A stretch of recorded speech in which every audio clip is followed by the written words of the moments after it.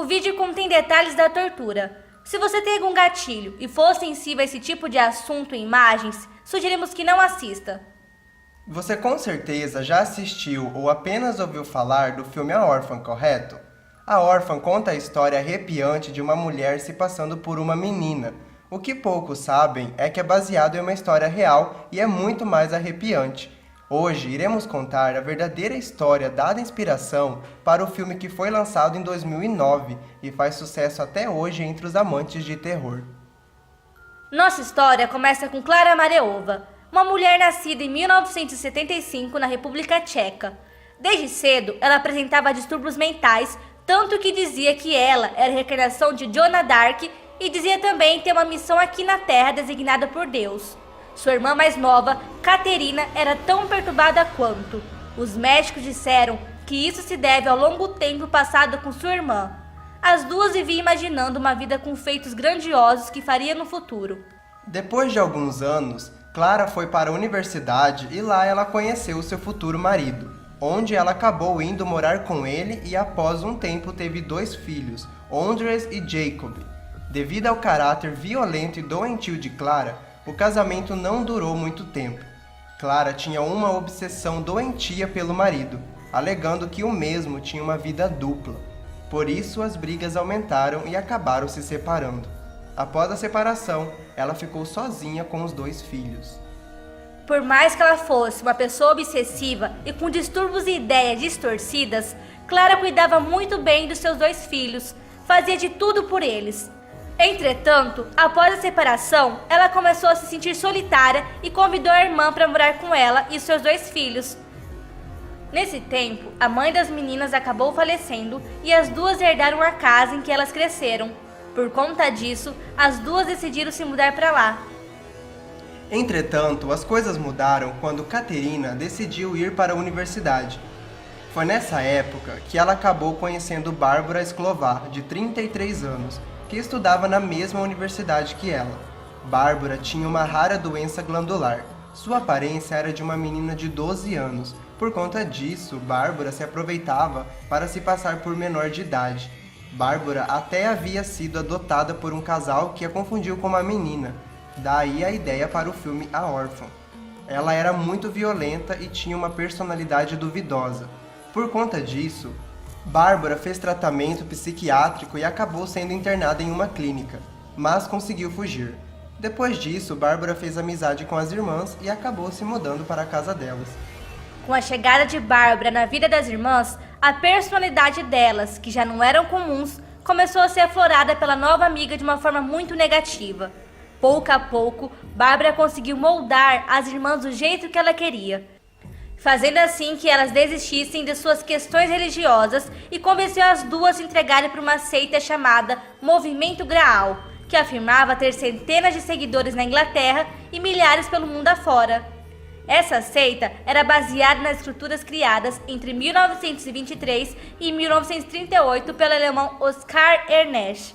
Ele dizia que o homem poderia chegar ao paraíso fazendo coisas boas aqui na Terra.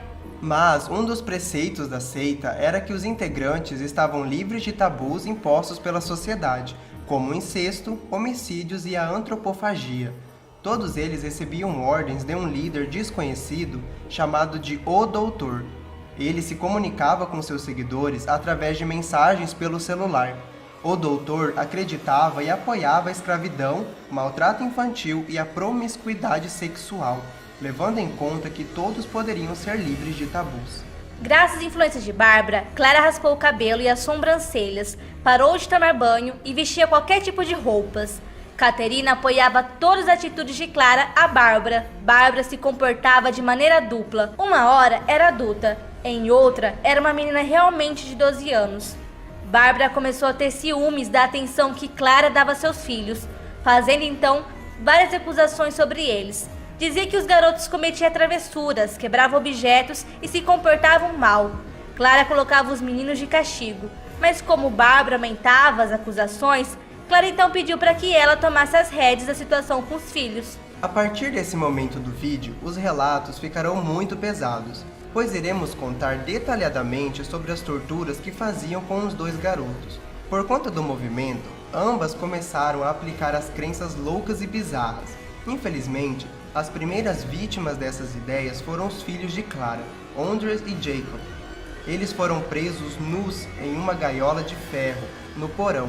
Eles não foram autorizados a ir ao banheiro, então eles faziam as suas necessidades dentro da gaiola. Eles foram deixados para morrer de fome. Foram espancados e torturados de forma selvagem como Bárbara decidia.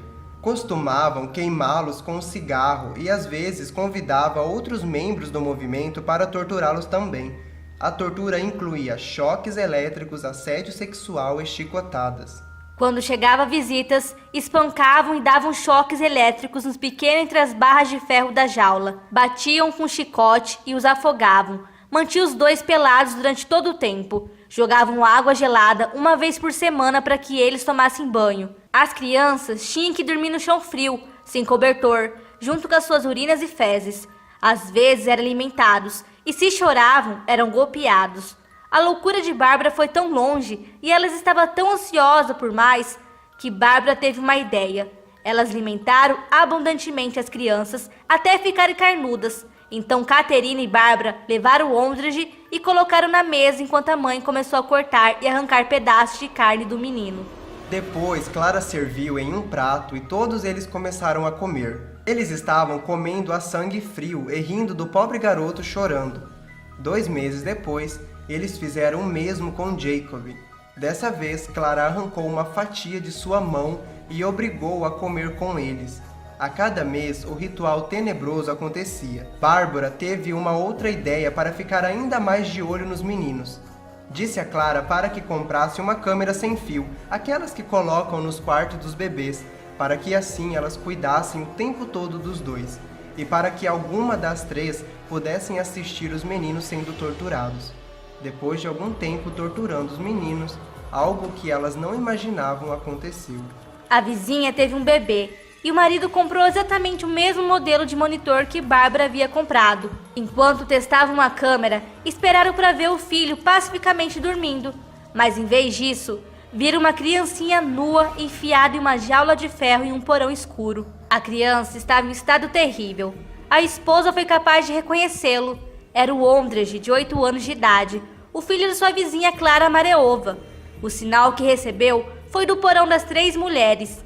O homem gravou todas as imagens e ligou para a polícia contando tudo o que viu. Em 10 de maio de 2007, a polícia foi até a casa e arrombaram a porta. Clara e Caterina ficaram na frente da porta que dava para o porão, mas os policiais conseguiram tirar elas e quebrar os cadeados com a ajuda de reforços.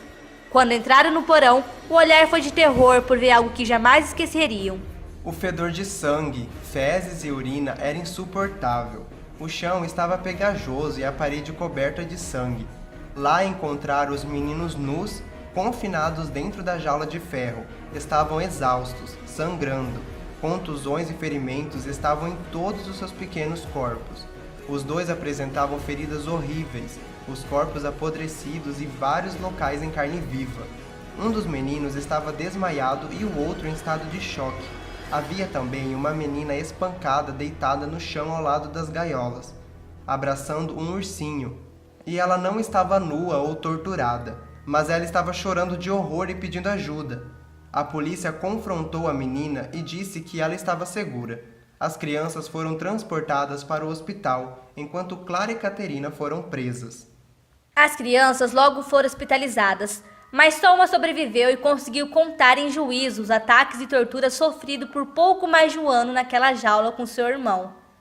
As investigações policiais e as declarações das crianças revelaram fatos terríveis que chocaram toda a nação. As crianças eram torturadas diariamente por cerca de 1 ano por sua mãe, tia e outros membros de um movimento secreto chamado Mensagens do Graal.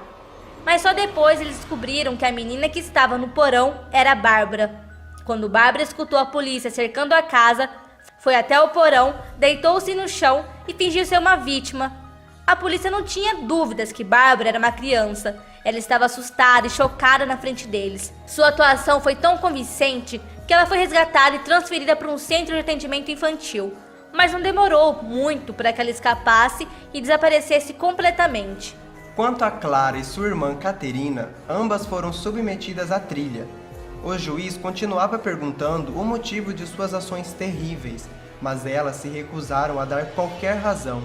De acordo com um membro do movimento, a razão por trás da tortura das crianças era para torná-las mais obedientes e comprometidas com as instruções religiosas e seguir o estilo de vida do movimento, o que não é uma razão convincente. Eventualmente, Clara foi condenada a 9 anos, sua irmã a 10 anos e outros membros do movimento, 2 mulheres e um homem, foram condenados de 5 a 7 anos. Enquanto Bárbara, ela escapou do Centro de Assistência Social, viajou para a Noruega e lá incorporou novamente o papel de uma criança.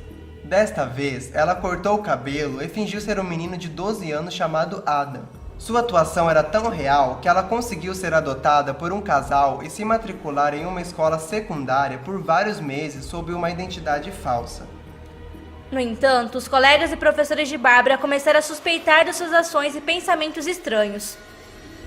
Um dia, durante a aula de arte, a professora notou Adam desenhando uma pintura horrível. Ela desenhou 7 crianças sangrando, gritando e feridas com o número de 1 a 7 escrito acima de cada um deles. Adam se pintou como um deles sob o número 7. Esse sangrento desenho suspeito levou a professora a chamar a polícia.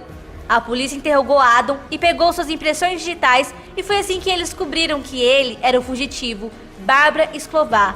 Ela foi capturada e extraditada para a República Tcheca, onde foi julgada e recebeu uma sentença de 12 anos.